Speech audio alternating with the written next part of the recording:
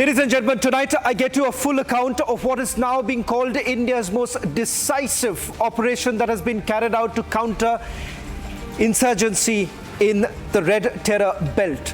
Ladies and gentlemen, the Operation Black Forest. Take a look.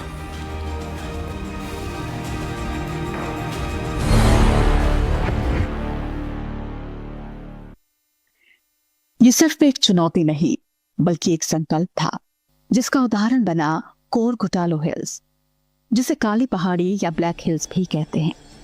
प्राकृतिक खूबसूरती, झरने, दुर्गम पहाड़, प्राकृतिक गुफाओं और घने जंगलों से परिपूर्ण कोरगुटालो हिल्स भौगोलिक रूप से तेलंगाना और छत्तीसगढ़ की सीमा पर स्थित है।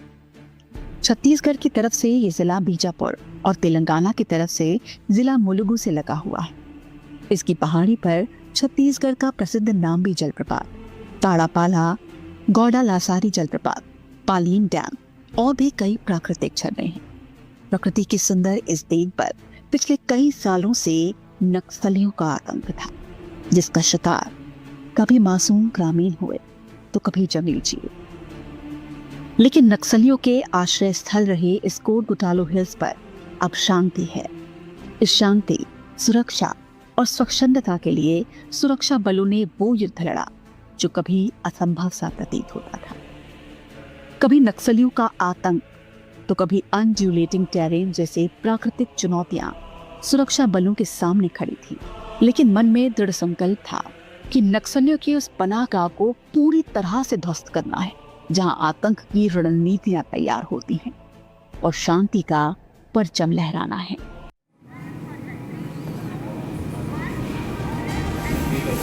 Ladies and gentlemen, meticulously planned for over 6 weeks, Operation Black Forest, carried out for 21 days, that was conducted in the forested hill region located near the Chhattisgarh-Telangana state border.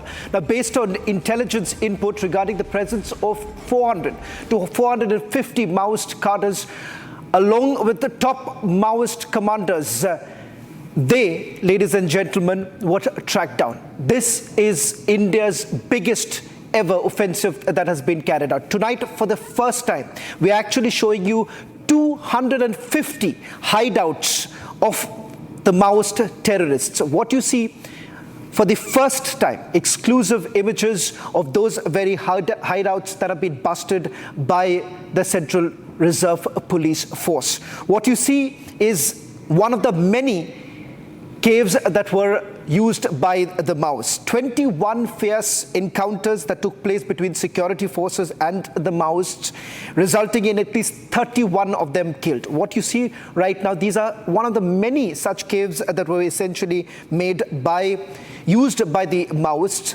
These were hideouts that were being used by them to carry out multiple attacks, and this is exactly what we witnessed.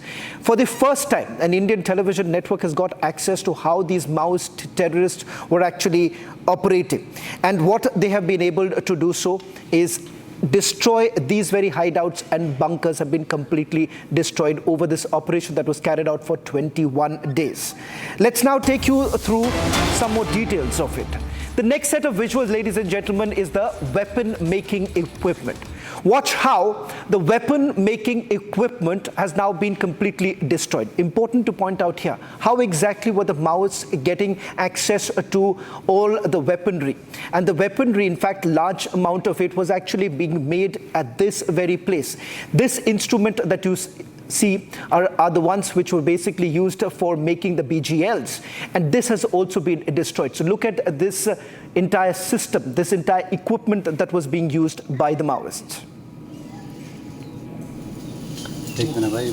Motor की तरफ की इस तरफ फेंक दो पहले।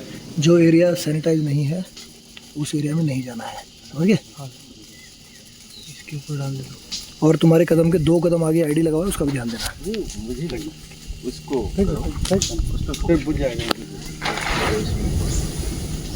वहाँ तक मैं पेट्रोल डाला, जनरेटर तक फेंक देना भाई। मोटर की तरफ की इस तरफ फेंक दो पहले। जो एरिया सैनिटाइज नहीं है उस एरिया में नहीं जाना है, समझ गए? हाँ, इसके ऊपर डाल दो। और तुम्हारे कदम के 2 कदम आगे आईडी लगा हुआ है, उसका भी ध्यान देना। Now let me also tell you The weapons that have been recovered from this long operation that was carried out. We've accessed the full list, the details of the arms and ammunitions that were recovered. In fact, it turns out that the CRPF in this operation that they have carried out, they've been able to identify 52 dump sites, 152 bunkers, and 12 Maoist huts.